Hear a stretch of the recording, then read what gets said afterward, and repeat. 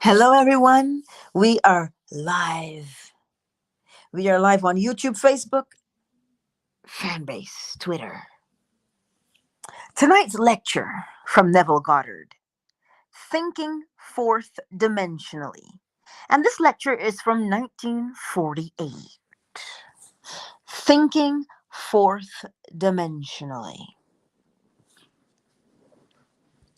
There are two actual outlooks on the world possessed by every man.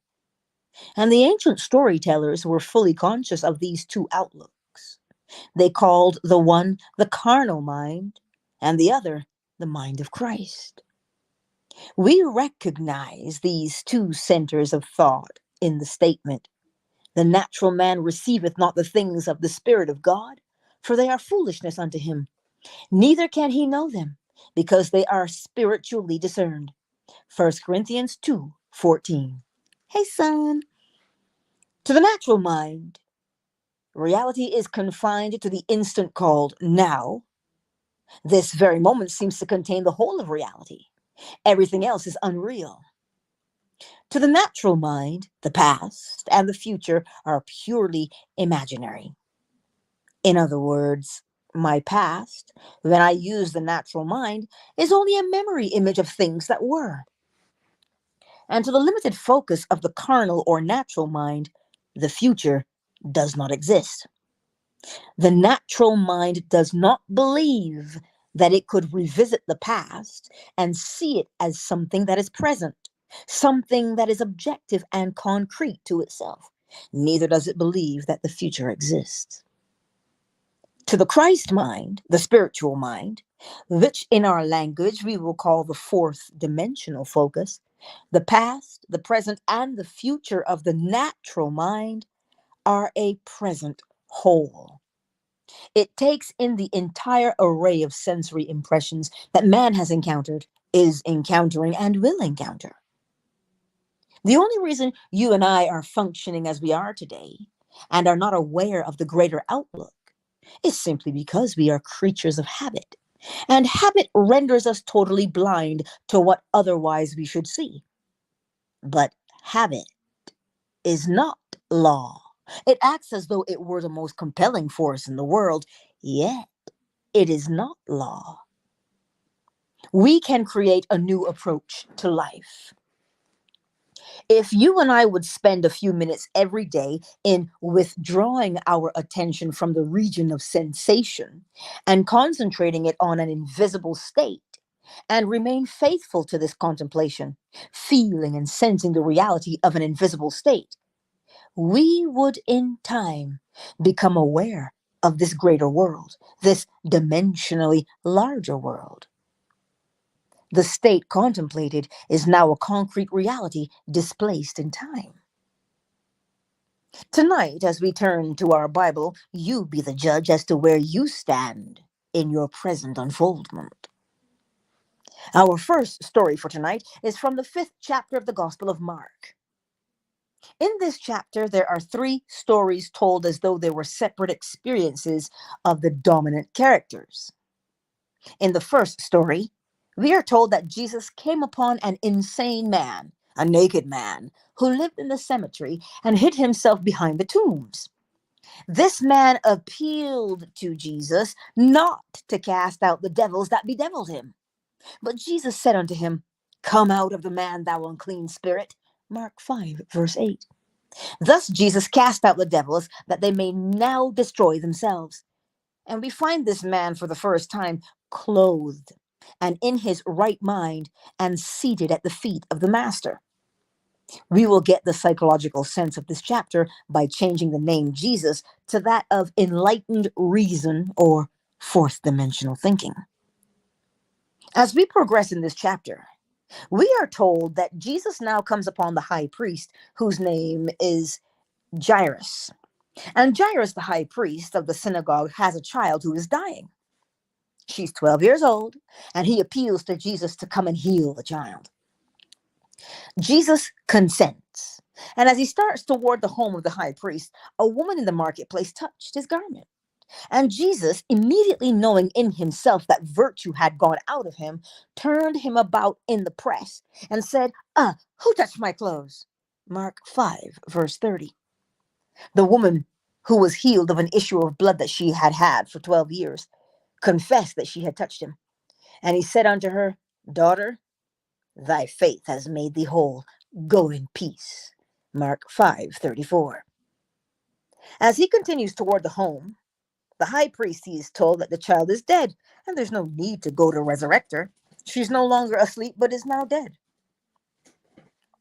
As soon as Jesus heard the word that was spoken, he said unto the ruler of the synagogue, Be not afraid, only believe. Mark 5:36. And when he was come in, he saith unto him, Why make ye this ado and weep? The damsel is not dead, but sleepeth. Mark 5:39. With this, the entire crowd mocked and laughed. But Jesus, closing the doors against the mocking crowd, took with him into the household of Jairus, his disciples, and the father and mother of the dead child. They entered into the room where the damsel was lying. And he took the damsel by the hand and said unto her, Damsel, I say unto thee, arise. Mark 5:41. From this deep sleep she awoke and arose and walked. And the high priest and all the others were astonished. And he charged them straitly that no man should know it. And he commanded that something should be given her to eat. Mark 5:43. You are this very night, as you are seated here, pictured in this 5th chapter of Mark. A cemetery is for one purpose. It is simply a record of the dead. Are you living in the dead past? If you are living among the dead, your prejudices, your superstitions, and your false beliefs that you keep alive are the tombstones behind which you hide. Again, if you are living among the dead, your prejudices, your superstitions, and your false beliefs that you keep alive are the tombstones behind which you hide. If you refuse to let them go, you are just as mad as the madman of the Bible who pleaded with enlightened reason not to cast them out. There is no difference. But enlightened reason is incapable of protecting prejudice and superstition against the inroads of reason. There is not a man in this world who has a prejudice, regardless of the nature of the prejudice, who can hold it up to the light of reason. Tell me you are against a certain nation, a certain race, a certain ism, a certain anything. I don't care what it is. You cannot expose that belief of yours to the light of reason and have it live. In order that it may be kept alive in your world, you must hide it from reason. You cannot analyze it in the light of reason and have it live. When this 4th dimensional focus comes and shows you a new approach to life and casts out of your own mind all these things that bedeviled you, well, you are then cleansed and clothed in your right mind. And you sit at the foot of understanding, called the feet of the Master. Well, now clothed and in your right mind, you can resurrect the dead. What died? The child in the story is not a child. The child is your ambition, your desire, the unfulfilled dreams of your heart. This is the child housed within the mind of man. For as I have stated before, the entire drama of the Bible is a psychological one. The Bible has no reference at all to any person who ever existed or any event that ever occurred upon earth. All the stories of the Bible unfold in the minds of the individual man. In this story, Jesus is the awakened intellect of man. When your mind functions outside of the range of your present senses, when your mind is healed of all the former limitations, then you are no longer the insane man, but you are this presence personified as Jesus, the power that can resurrect the longings of the heart of man. You are now the woman with the issue of blood. What is the issue of blood? A running womb is not a productive womb. She held it for 12 years. She was incapable of conceiving. She could not give form to her longing because of the running of the issue of blood. You are told her faith closed it, and the womb closes it. As the womb closes, it can give form to the seed of your idea. As your mind is cleansed of your former concept of self, you assume you are what you want to be. And remaining faithful to this assumption, you give form to your assumption or resurrect your child. You are the woman cleansed of the issue of blood, and you move towards the house of the dead child. The child or state you desired is now your fixed concept of yourself. But now, having assumed that I am what formerly I desired to be, I cannot continue desiring what I am conscious of being. So I do not discuss it. I talk to no one concerning what I am. It is obvious to me that I am what I wanted to be, that I walk as though I were. Walking as though I am what formerly I wanted to be. My world of limited focus does not see it and thinks I no longer desire it. The child is dead within their world, but I, who know the law, say, the child is not dead. The damsel is not dead, she but sleepeth. I now awaken her. I, by my assumption, awaken and make visible in my world what I assume. For assumptions, if sustained, invariably awaken what they affirm. I close the door. What door? The door of my senses. I simply shut out completely all that my senses reveal. I deny the evidence of my senses. I suspend the limited reason of the natural man and walk in this bold assertion that I am what my senses deny. With the door of my senses closed, what do I take into that disciplined state? I take no one into that state but the parents of the child and my disciples. I close the door against the mocking, laughing crowd. I no longer look for confirmation. I completely deny the evidence of my senses, which mock my assumption, and do not discuss with others whether my assumption is possible or not. With the door of my senses closed, what do I take into that disciplined state? I take no one into that state but the parents of the child and my disciples. I close the door against the mocking, laughing crowd. I no longer look for confirmation. I completely deny the evidence of my senses, which mock my assumption, and do not discuss with others whether my assumption is possible or not. Who are the parents? They have discovered that the father, mother of all creation is man's I amness. Man's consciousness is God. I am conscious of the state. I am the father, mother of all my ideas, and my mind remains faithful to this new concept of self. My mind is disciplined.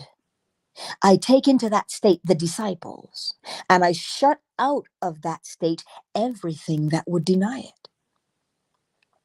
Now, the child, unaided by a man, is resurrected.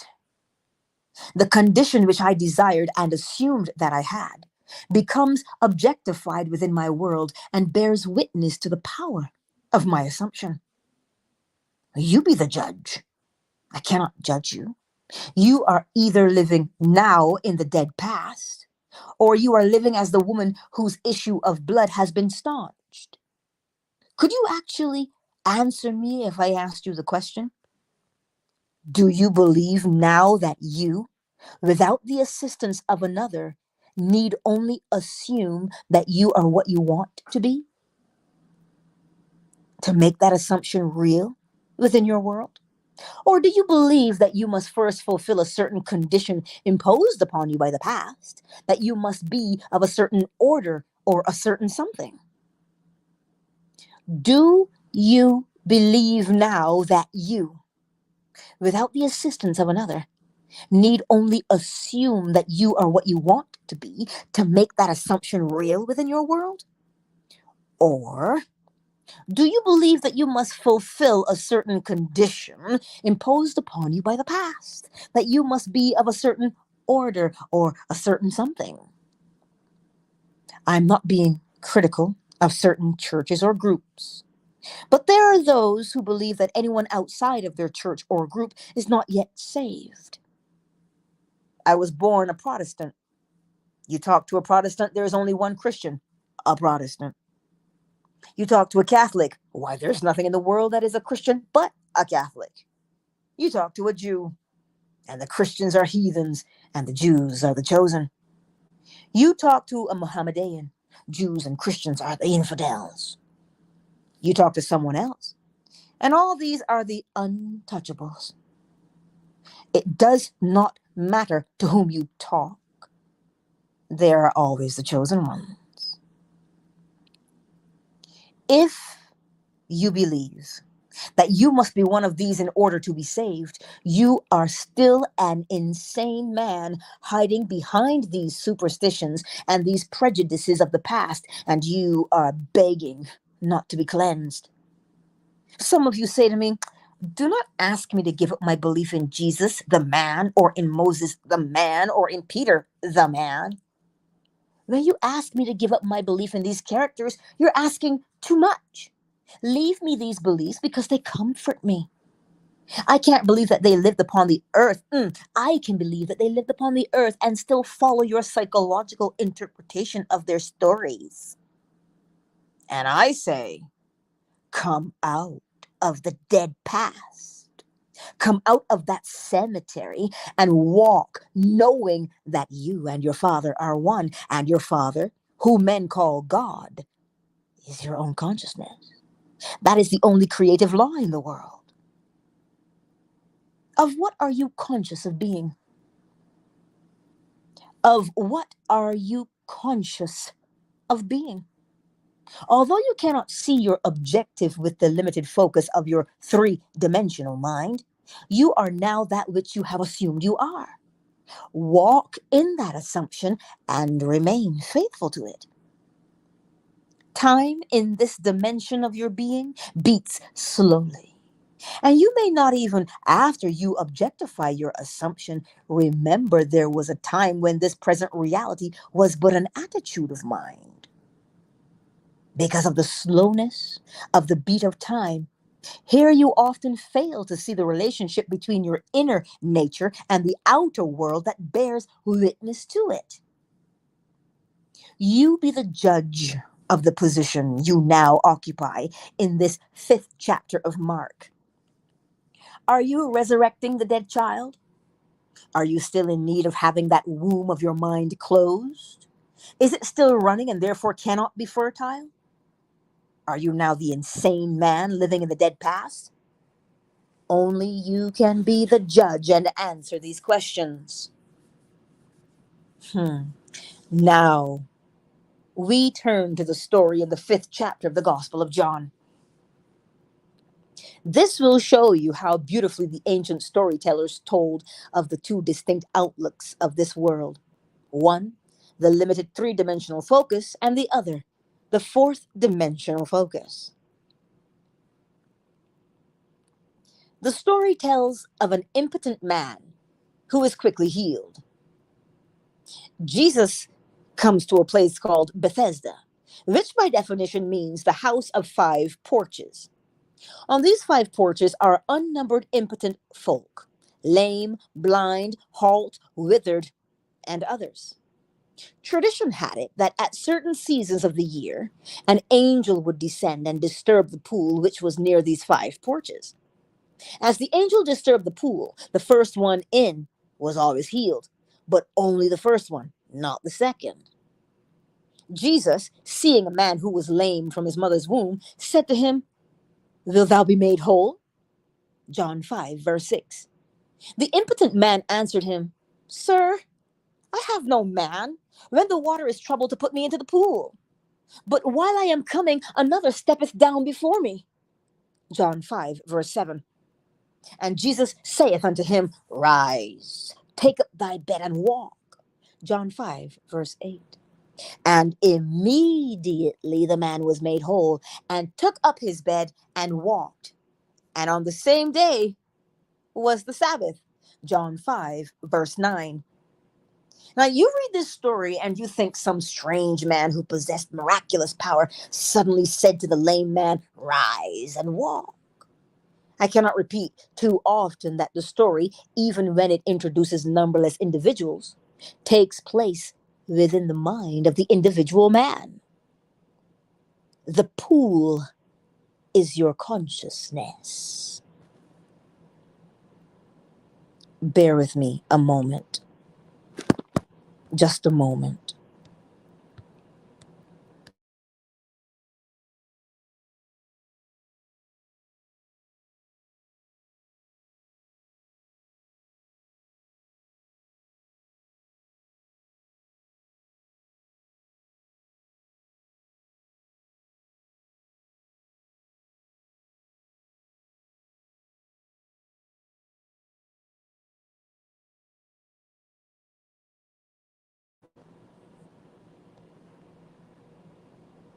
The angel is an idea called the messenger of God.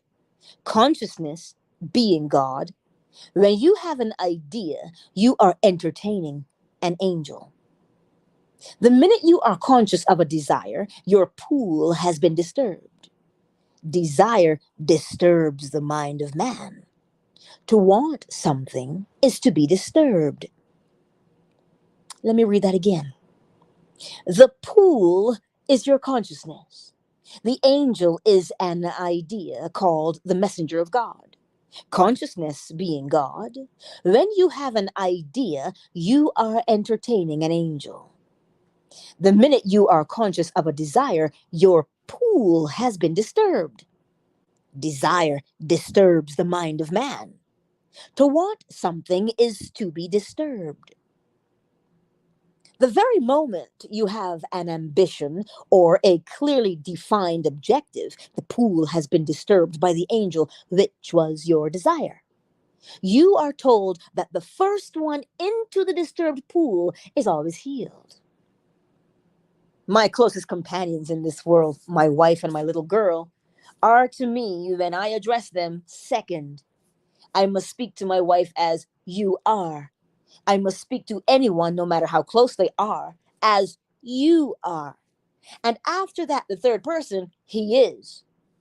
There is only one person in this world with whom I can use the first person present, and that is self. I am can be said only of myself. It cannot be said of another. Therefore, when I am conscious of some desire that I want to be, but seemingly am not, the pool being disturbed, who can get into that pool before me? I alone possess the power of the first person. I am that which I want to be. Except I believe I am what I want to be, I remain as I formerly was and die in that limitation. Therefore, when I am conscious of some desire that I want to be, but seemingly am not, the pool being disturbed, who can get into that pool before me? I alone possess the power of the first person. I am that which I want to be. And except I believe I am what I want to be, I remain as I formerly was, and I die in that limitation. In this story, you need no man to put you into the pool as your consciousness is disturbed by desire. All you need do is to assume You are already that which formerly you wanted to be, and you are in it, and no man can get in before you. What man can get in before you when you become conscious of being that which you want to be? No one can be before you when you alone possess the power to say, I am.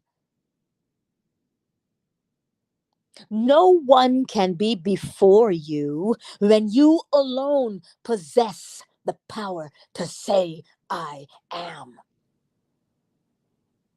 These are the two outlooks. You are now what your senses would deny. Are you bold enough to assume that you are already that which you want to be? Now, if you dare assume you are already that which your reason and your senses now deny, well, then you are in the pool, and unaided by a man, you too will rise and take your couch and walk. You are told it happened on the Sabbath. The Sabbath is only the mystical sense of stillness. When you are unconcerned, when you are not anxious, when you are not looking for results, knowing that signs follow and do not proceed. You are told it happened on the Sabbath. And the Sabbath is only the mystical sense of stillness when you are unconcerned, when you are not anxious, when you are not looking for results, knowing that signs follow and do not proceed. The Sabbath is the day of stillness wherein there is no working. When you are not working to make it so, you are in the Sabbath. When you are not at all concerned about the opinion of others, when you walk as though you were, you cannot raise one finger to make it so. You are in the Sabbath.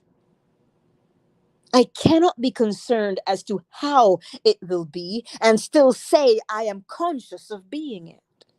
If I am conscious of being free, secure, healthy, and happy, I sustain these states of consciousness without effort or labor on my part. Therefore, I am in the Sabbath. And because it was the Sabbath, he rose and walked. Our next story is from the 4th chapter of the Gospel of John, and it is one you have heard time and time again. Jesus comes to the well, and there's a woman called the woman of Samaria. And he said to her, Give me to drink. John 4, verse 7. Then saith the woman of Samaria unto him, How is it that thou, being a Jew, asketh drink of me, which am a woman of Samaria? For the Jews have no dealings with the Samaritans. John 4, verse 9. Jesus answered and said unto her, If thou knewest the gift of God, and who it is that saith to thee, Give me to drink, thou wouldst have asked of him, and he would have given thee living water. John 4, verse 10. The woman, seeing that he has nothing with which to draw the water, and knowing the well is deep, says, Art thou greater than our father Jacob, which gave us the well, and drank thereof himself, and his children, and his cattle? John 4, verse 12. Jesus answered and said unto her, Whoever drinketh of this water shall thirst again. But whosoever drinketh of the water that I shall give him shall never thirst. But the water that I shall give him shall be in him a well of water springing up into everlasting life. John 4, 13 and 14. Then he tells her all concerning herself and asks her to go. He asks her to go and call her husband. She answered and said, I have no husband. John 4, 17. And Jesus said unto her, Thou hast well said, I have no husband. For thou hast had 5 husbands, and he whom thou now hast is not thy husband. John 4, 17 and 18. The woman, knowing this to be true, goes into the marketplace and tells the others, I have met the Messiah. They ask her, How do you know you have met the Messiah? Because he told me all things that I have ever done, she replies. Here is a focus that takes in the entire past, at least, and tells her now concerning the future. Continuing with the story, the disciples come to Jesus and say, Master, eat. John 4:31. But he said unto them, I have meat to eat that ye know not of. John 4:32. When they speak of a harvest in 4 months, Jesus replies, Say not ye, there are yet 4 months, and then cometh harvest?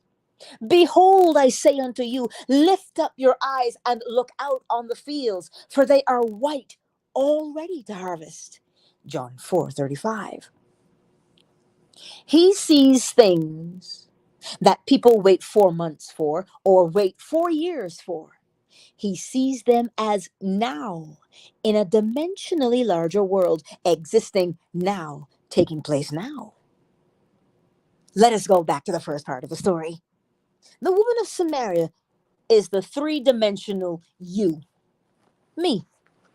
And Jesus at the well is the 4th-dimensional you and me. The argument starts between what you want to be and what reason tells you that you are. The greater you tells you that if you would dare assume you are already what you want to be, you would become it. The lesser you, with its limited focus, tells you, why, you haven't a bucket, you haven't a rope, and the well is deep. How could you ever reach the depths of this state without the means to that end? Well, you answer and say, if you only knew who asks of you to drink, you would ask of him. If you only knew what in yourself is urging upon you the embodiment of the state you now seek, you would suspend your little sight and let him do it for you. Oh, hallelujah. If you only knew what in yourself is urging upon you the embodiment of the state you now seek, you would suspend your little sight and let him do it for you. Then he tells you that you have 5 husbands and you deny it.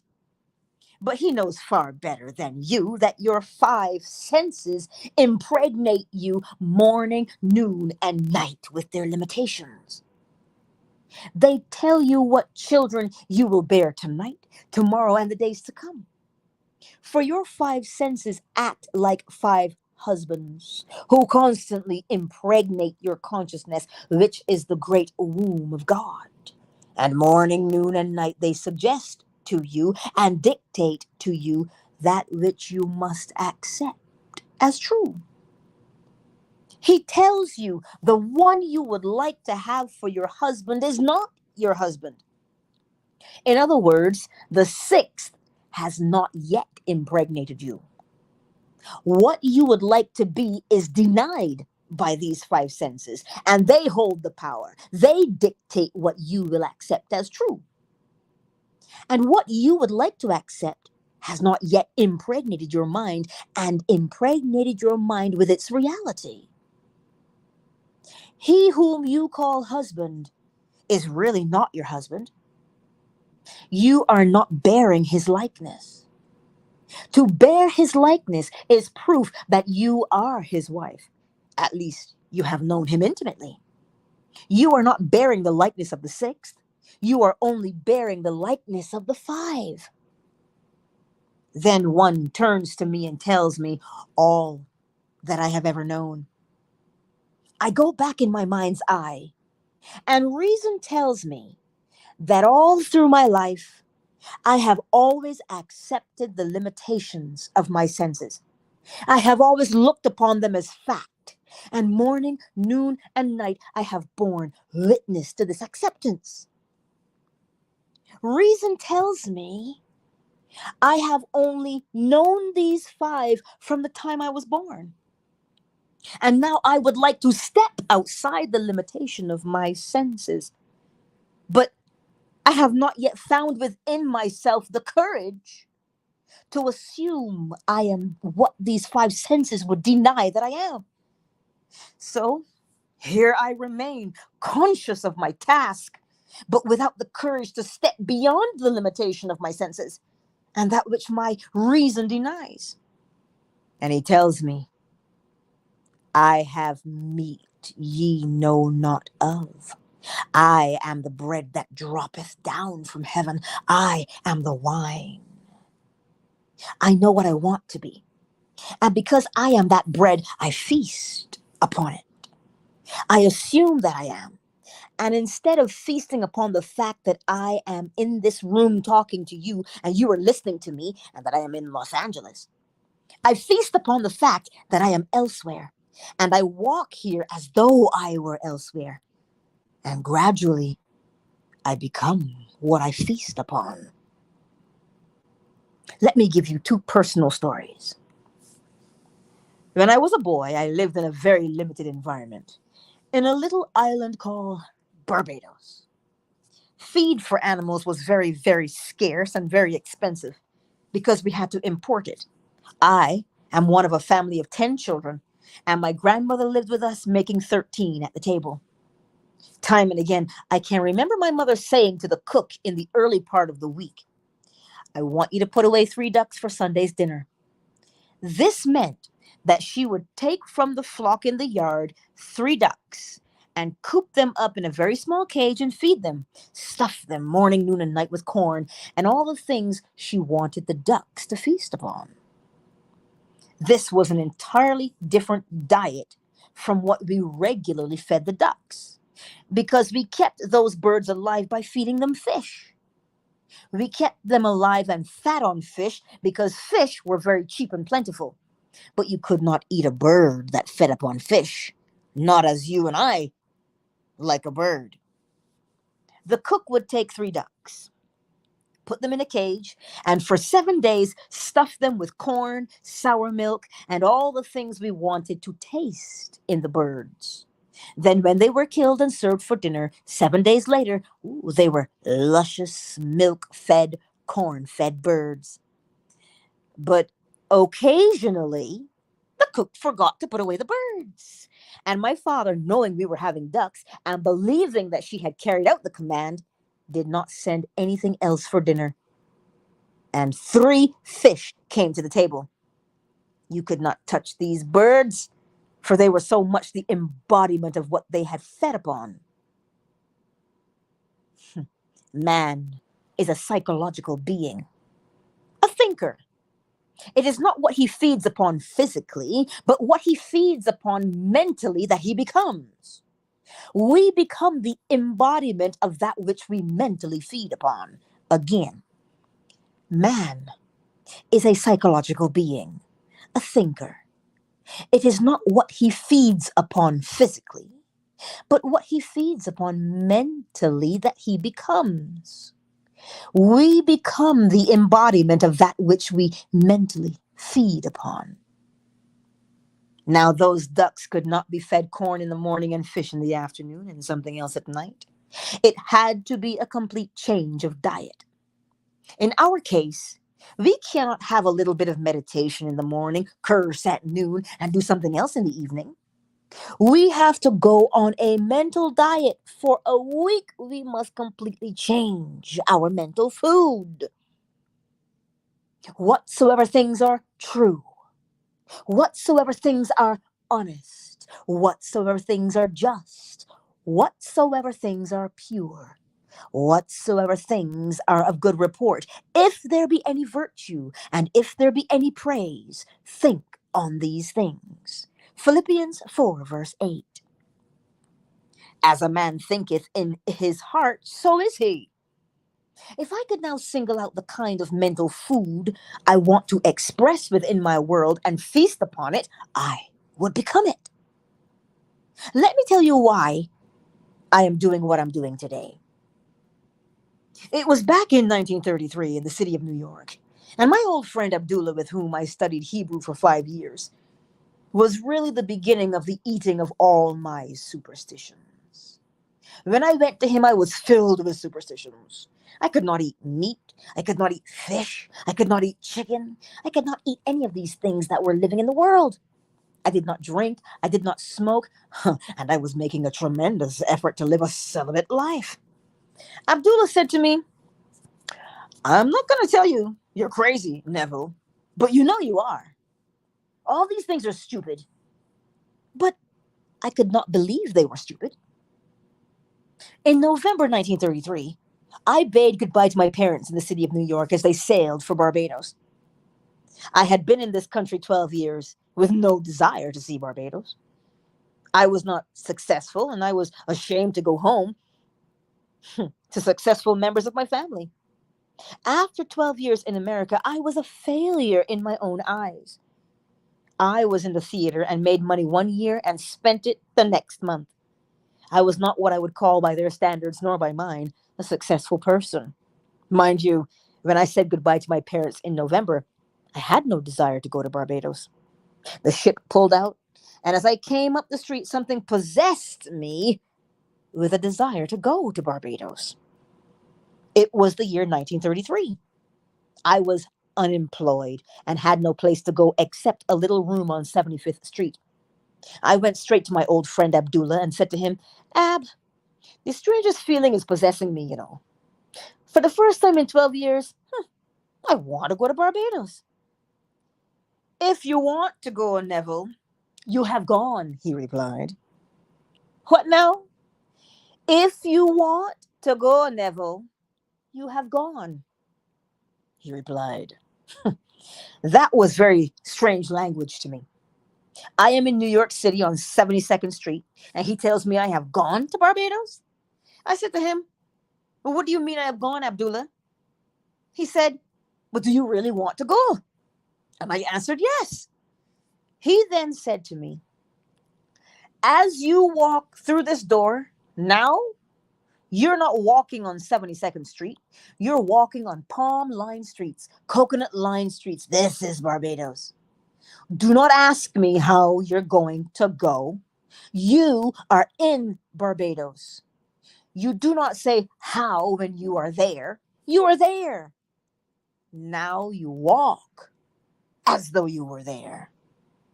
Well, I went out of his place in a daze. I'm in Barbados. I have no money. I have no job. I'm not even well clothed, and yet I am in Barbados. He was not the kind of person with whom you would argue. Not Abdullah. 2 weeks later, I was no nearer my goal than on the day I first told him I wanted to go to Barbados. I said, Ab, I trust you implicitly, but here is one time I cannot see how it's going to work. I have not one penny towards my journey, I began to explain. You know what he did? He was as black as the ace of spades, my old friend Abdullah, with his turbaned head. As I sat in his living room, he rose from his chair and went towards his study and slammed the door, which was not an invitation to follow him. As he went through the door, he said to me, I have said all that I have to say. On the 3rd of December, I stood before Abdullah and told him again I was no nearer my trip. He repeated his statement. You are in Barbados. Now, the very last ship sailing for Barbados that would take me there for the reason I wanted to go, which was to be there for Christmas, sailed at noon on December the 6th. The old Nerissa. On the morning of December the 4th, having no job, having no place to go, I slept late. When I got up, there was an airmail letter from Barbados under my door. As I opened the letter, a little piece of paper flickered to the floor. I picked it up, and it was a draft for $50. The letter was from my brother Victor, and it read, I am not asking you to come, Neville. This is a command. We have never had a Christmas when all the members of our family were present at the same time. This Christmas, it could be done if you would come. My oldest brother, Cecil, left home before the youngest was born, and then we started to move away from home at different times. So never in the history of our family were we ever all together at the same time. The letter continued. You are not working. I know there's no reason why you cannot come. So you must be here for Christmas, before Christmas. The enclosed $50 is to buy a few shirts or a pair of shoes you may need for the trip. You will not need tips. Use the bar if you're drinking. I will meet the ship and pay all your tips and your incurred expenses. I have cabled Furnace, Withy and Company in New York City and told them to issue you a ticket when you appear at their office. The $50 is simply to buy some little essentials. You may sign as you want aboard the ship. I will meet it and take care of all obligations. Now, I went down to Furnace, Withy and Company with my letter and let them read it. And they said, well, we received the cable, Mr. Goddard, but unfortunately, we have not any space left on the December 6th sailing. The only thing available is third class between New York and St. Thomas. When we get to St. Thomas, we have a few passengers who are getting off. You may then ride first class from St. Thomas to Barbados. But between New York and St. Thomas, you must go third class. Although you may have the privileges of the first class dining room and walk the decks of the first class. And I said, well, I'll take it. I went back to my friend Abdullah on the afternoon of December the 4th, and he said, it worked like a dream. I went back to my friend Abdullah on the afternoon of December 4th and said, it worked like a dream. I told him what I had done, thinking he would be happy. Do you know what he said to me? He said, who told you that you were going third class? Did I see you in Barbados, the man you are, going third class? You are in Barbados and you went there first class. I did not have one moment to see him again before I sailed on the noon of December the 6th. When I reached the dock with my passport and my papers to get aboard that ship, the agent said to me, we have good news for you, Mr. Goddard. There has been a cancellation and you are going first class. Abdullah taught me the importance of remaining faithful to an idea and not compromising. I wavered, but he remained faithful to the assumption that I was in Barbados and had traveled first class. Now, back to the significance of our two Bible stories. The well is deep, and you have no bucket, you have no rope. It is 4 months to the harvest, and Jesus says, I have meat to eat ye know not of. I am the bread of heaven. Feast on the idea.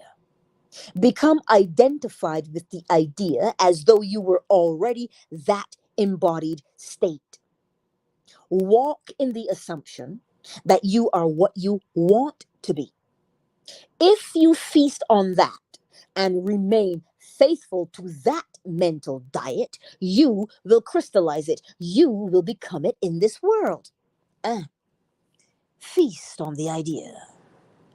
Become identified with the idea as though you were already that embodied state. Walk in the assumption that you are what you want to be. If you feast on that and remain faithful to that mental diet, you will crystallize it. You will become it in this world.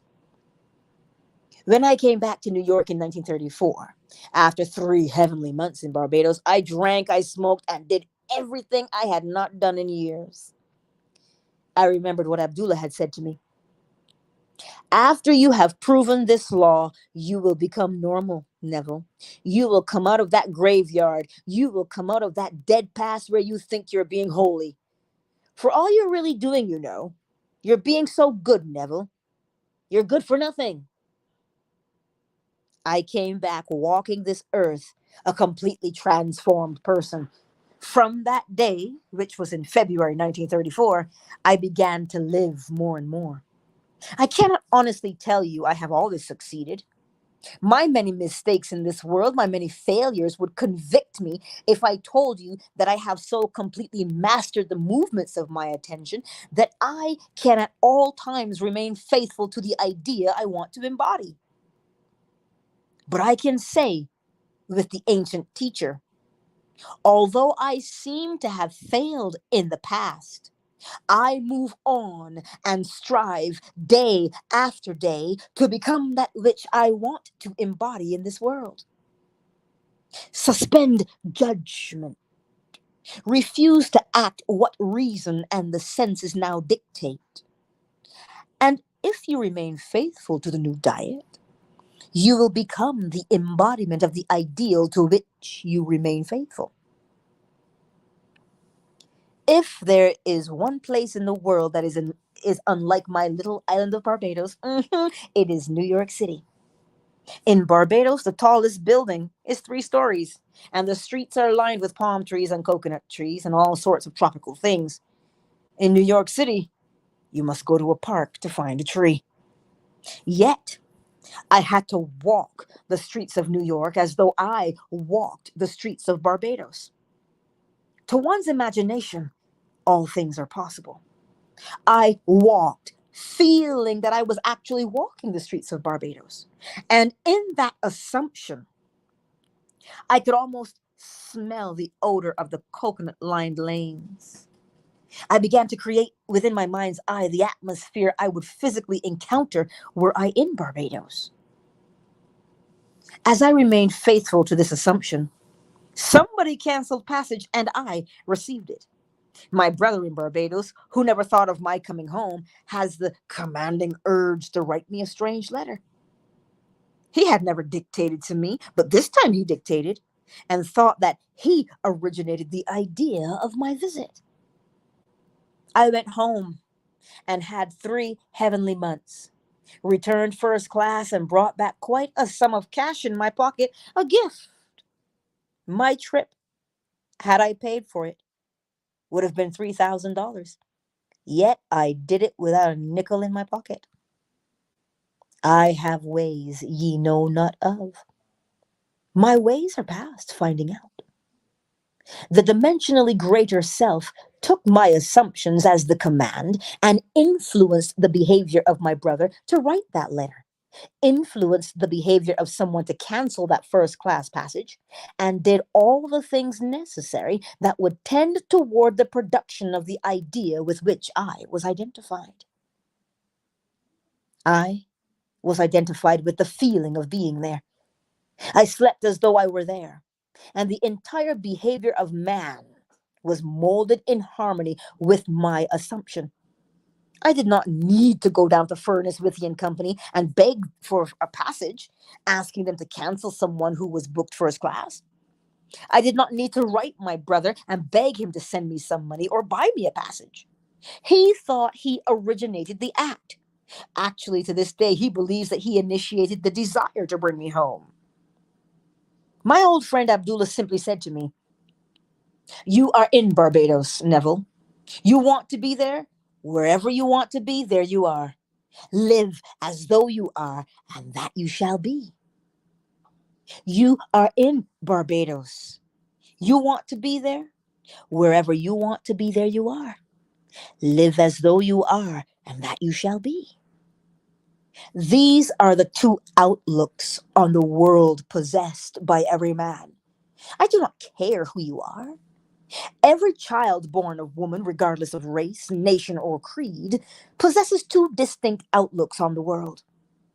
You are either the natural man who receiveth not the things of the Spirit of God, because to you, in the natural focus, they are foolishness unto you. Or you are the spiritual man who perceiveth things outside of the limitation of your senses, because all things are now realities in a dimensionally larger world. There is no need to wait 4 months to harvest. You are either the woman of Samaria or Jesus at the well. You are the man waiting on the 5 porches for the disturbance and someone to push him in, or you are the one who can command yourself to rise and walk in spite of others who wait. Are you the man behind the tombstones in the cemetery, waiting and begging not to be clean because you do not want to be cleansed of your prejudices? One of the most difficult things for man to give up is his superstitions, his prejudice. He holds on to these as though they were the treasure of treasures. When you do become cleansed and you are free, then the womb, your own mind, is automatically healed. It becomes the prepared ground where seeds, your desires, can take root and grow into manifestation. The child you now bear in your heart is your present objective. Your present longing is a child that is as though it were sick. If you assume you are now what you would like to be, the child for a moment becomes dead because there is no disturbance anymore. You cannot be disturbed when you feel you are what you want to be, because if you feel you are what you wanted to be, you are satisfied in that assumption. To others who judge superficially, you seem no longer to desire. So to them, the desire or damsel is dead. They think you have lost your ambition because you no longer discuss your secret ambition. You have completely adjusted yourself to the idea.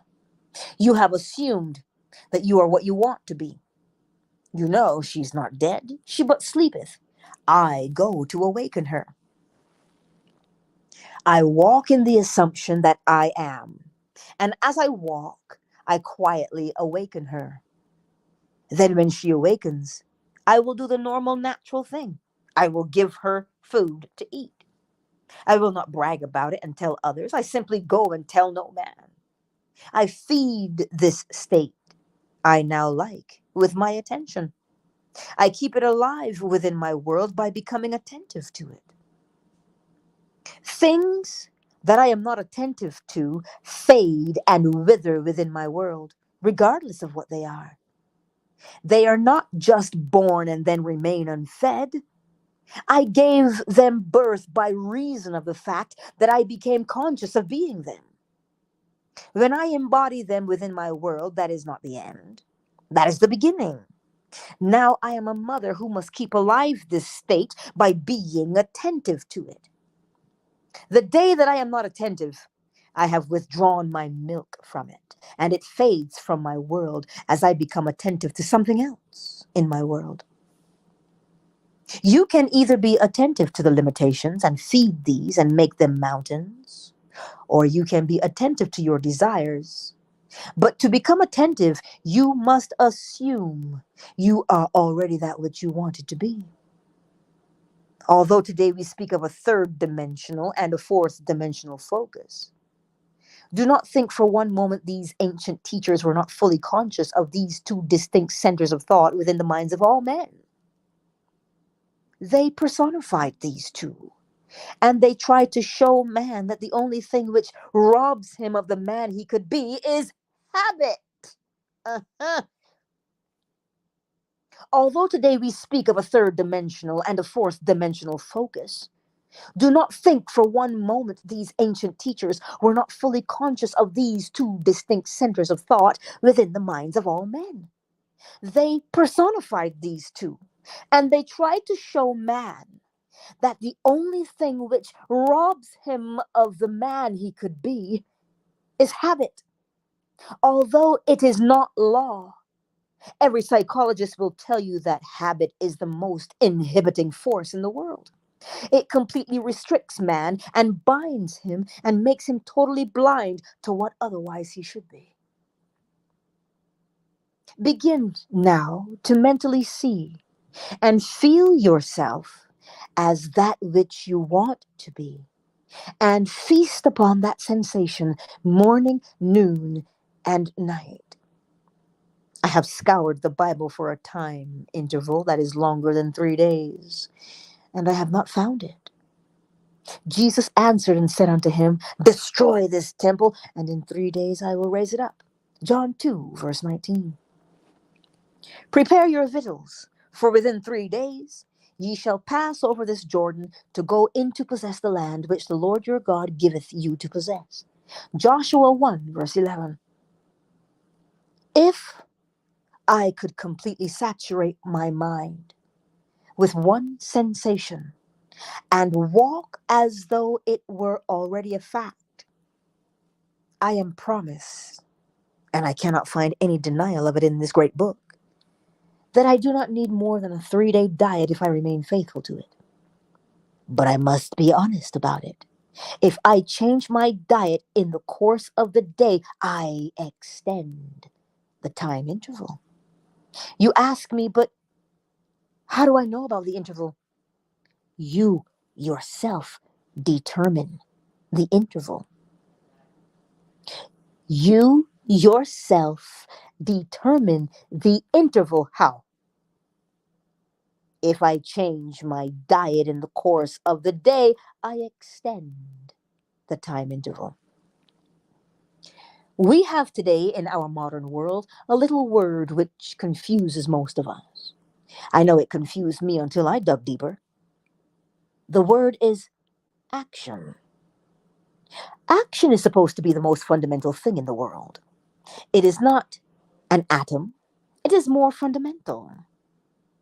It is not a part of an atom like an electron. It is more fundamental than that. They call it the fourth dimensional unit. The most fundamental thing in the world is action. You ask, what is action?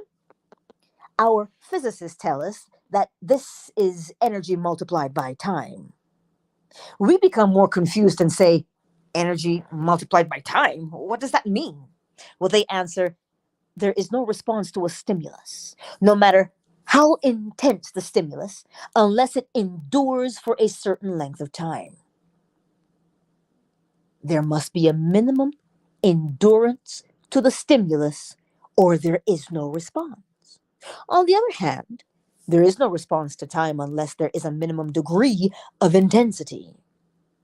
Today, the most fundamental thing in the world is called action, or simply energy multiplied by time. The Bible gives it as 3 days. The duration is 3 days for response in this world. If I would now assume I am what I want to be, and if I am faithful to it and walk as though I were, the very longest stretch given for its realization is 3 days. If there is something tonight that you really want in this world, then experience in imagination what you would experience in the flesh were you to realize your goal and deafen your ears and blind your eyes to all that denies the reality of your assumption. If you do this, you would be able to tell me before I leave the city of Los Angeles that you have realized what was only a wish when you came here.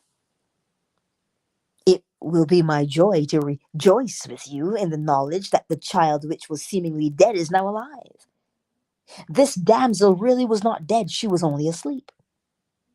You fed her in this silence because you have meat no one else knows of. You gave her food, and she became a resurrected living reality within your world. Then you can share your joy with me, and I can rejoice in your joy. The purpose of these lessons is to remind you of the law of your own being, the law of consciousness. You are that law. You were only unconscious of its operation. You fed and kept alive the things you did not wish to express within this world. Take my challenge and put this philosophy to the test. If it does not work, you should not use it as a comforter. If it is not true, you must completely discard it. I know it is true. You will not know it until you either try to prove or disprove it. Now, too many of us have joined isms, and we are afraid to put them to the test because we feel we might fail. And then where are we? Not really wanting to know the truth concerning it, we hesitate to be bold enough to put it to the test. Will you say, I know it would work in some other way. I do not want to really test it. While I have not yet disproved it, I can still be comforted by it. Now, do not fool yourself. Do not think for 1 second that you are wise. Prove or disprove this law. I know that if you attempt to disprove it, you will prove it, and I will be richer for your proving it, not in dollars, not in things, but because you become the living fruit of what I believe I am teaching in this world. It is far better to have you a successful, satisfied person after 5 days of instruction than to have you go out dissatisfied. I hope you will be bold enough to challenge this instruction and either prove it or disprove it. Now, before we go into the silence period, I shall briefly explain the technique again. We have two techniques in applying this law. Everyone here must now know exactly what he wants. You must know that if you do not get it tonight, you will still be as desirous tomorrow concerning this objective. Then you know exactly what you want. Construct in your mind's eye a single, simple event which implies fulfillment of your desire, an event where self predominates. Instead of sitting back and looking at yourself as though you were on the screen, you be the actor in the drama. Restrict the event to one single action. If you're going to shake a hand because that implies fulfillment of your desire, then do that and that only. Do not shake hands and then wander off in your imagination to a dinner party or to some other place. Restrict your action to simply shaking hands and do it over and over again until that handshake takes on the solidity and the distinctness of reality. If you feel you cannot remain faithful to an action, I want you now to define your objective and then condense the idea, which is your desire, into a single phrase, which implies fulfillment of your desire. Some phrase such as, "Isn't it wonderful?" Or, "If I felt thankful because I thought someone was instrumental in bringing my desire to pass, I could say, 'Thank you,' and repeat it with feeling over and over again like a lullaby until my mind was dominated by the single sensation of thankfulness." We will now sit quietly in these chairs with the idea, which implies fulfillment of your desire, condensed to a single phrase or to a single act. We will relax and immobilize our physical bodies. Then let us experience in imagination the sensation which our condensed phrase or action affirms. If you imagine yourself shaking another person's hand, do not use your physical hand. Let it remain immobilized. But imagine that housed within your hand is a more subtle, more real hand, which can be extracted in your imagination. Put your imaginary hand into the imaginary hand of your friend who stands before you and feel the handshake. Keep your physical body immobilized, even though you become mentally active in what you are now about to do. Now, let us go into the silence. No commentary is needed here. I trust that tonight, Lord have mercy, there are 28 people on YouTube. Cyber, are you seeing this? This is beautiful. I trust that for each of you who shows up tonight, you will all slide into my DMs and tell me that you did it, that you experienced in reality what you experienced here tonight within your imagination. Indeed. Fan base, that's the same thing for you. Tonight, as you rest on your bed, what does Neville say? Lay still And he says, if you can't even condense a scene, he says, can you feel thankful? If you were in such a state of your mouth is open, you have your desire, just the feeling of thankfulness, can you feel that and go with it over and over and over again? If you can do that, what does he tell you?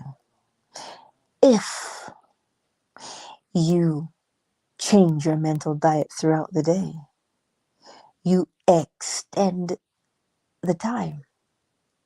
But if you remain faithful, then you get it in no time at all, don't you? Whew, got my work cut out for me. It's time to put this stubbornness to use. This self-determination, it's time to put it to use and remain faithful. So which one are you?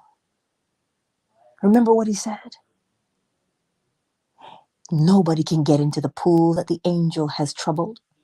Nobody, except for you. And it tells you then, your desire is fulfilled. I won't give any more commentary. I love you all. Holy macaroni, I am just in awe of the amount of people in this space tonight on YouTube and Facebook and Twitter. Cyber, yes, it was a beautiful lecture. Hello, Wisdom Almighty. I see you. Thank you for becoming a member, darling. That made it sound like past states. Yes. Holding on to qualities of states you no longer wish to occupy. Yes. Cyber, you got it. Checkmate, I see you. Shea Butter and Sun. Thank you all for being here tonight on YouTube, Facebook, and Twitter, and for spending this, oh Lord, an hour and just about 15 minutes. Wow.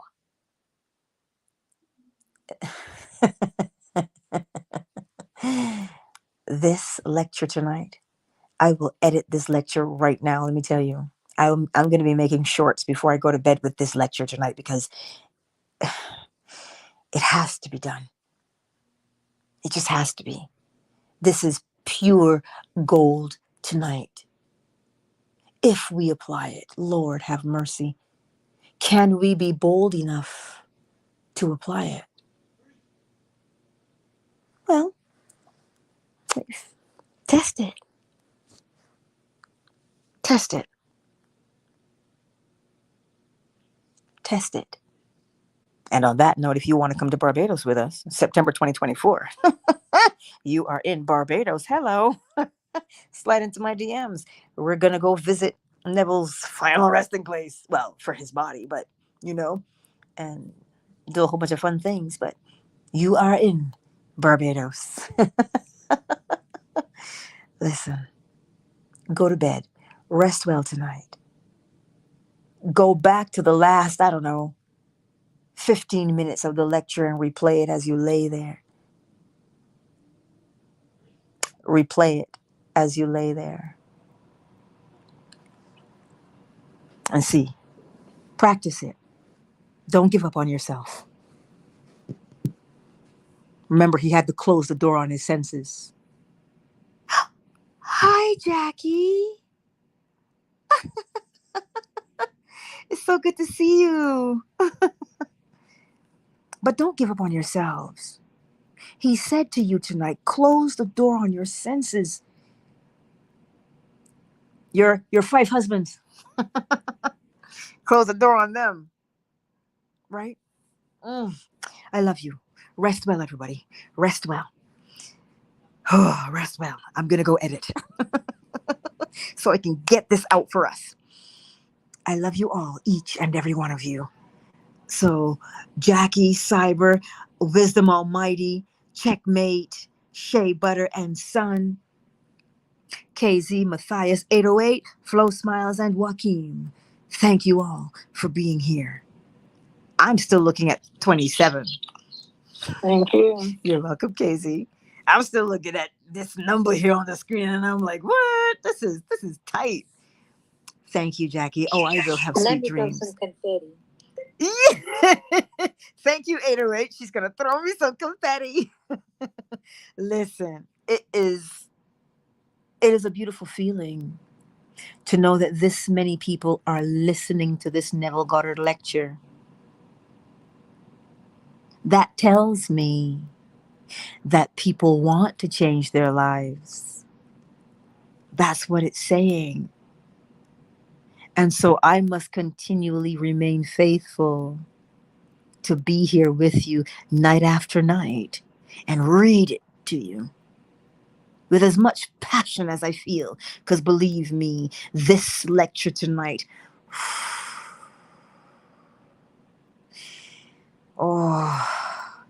this lecture tonight was fire. That's why I'm still here. I'm looking at, there are 26 people here.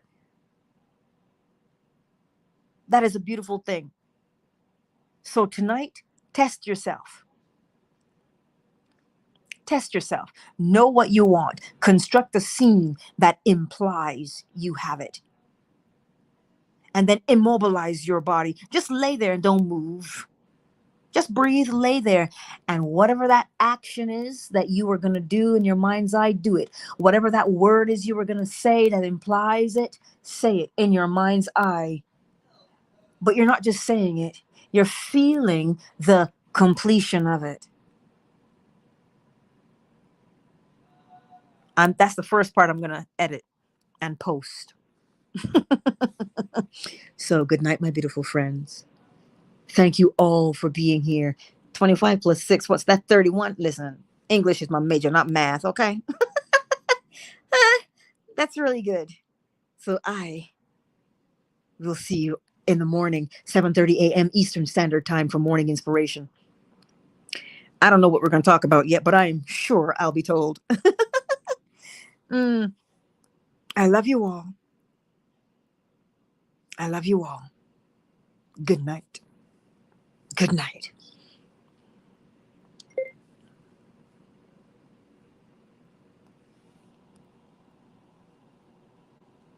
Oh, I'm just closing fan base here. YouTube, Twitter, and Facebook, if you have questions, or if you would like to suggest a Neville Goddard lecture, there is already a playlist. It's called Bedtime Narrations. If you see it in there, then I've already done it. But if you don't see it in there and you would like to suggest a lecture that you want read, message me. Right here on YouTube, you can click on that link and learn more underneath the description of this video and send me an email. And I will definitely read the suggested lecture. All right? All right, y'all. I feel I want to stay because you're still here. But I love you. And thank you for being here. And I look forward to seeing you all. And feel free to like, share, subscribe, become a member even on this YouTube channel. Because every Thursday, people get their questions in and we go through, and according to the technique that Neville gives, we answer the questions so that we can apply the technique over and over. And it is a private link for members. So if you would like to do that, membership start at 99 cents a month. So feel free, right?